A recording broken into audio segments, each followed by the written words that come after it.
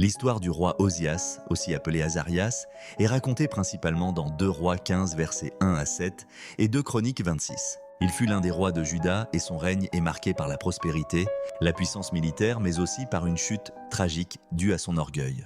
Osias devint roi de Juda à l'âge de 16 ans après la mort de son père Amathia. Il régna 52 ans à Jérusalem. Selon 2 Rois 15 verset 3, il fit ce qui est droit aux yeux de l'Éternel.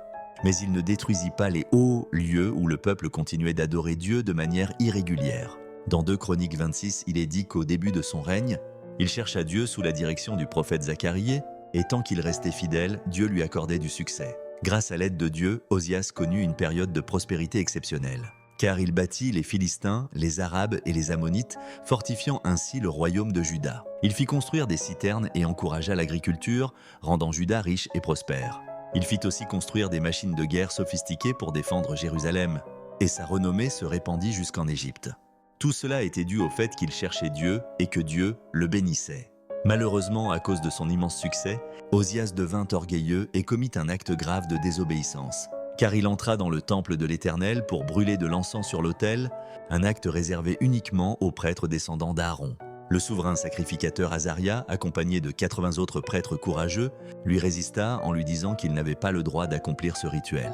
Mais Osias, au lieu de se repentir, s'emporta de colère. Aussitôt, une lèpre apparut sur son front, signe de la punition divine.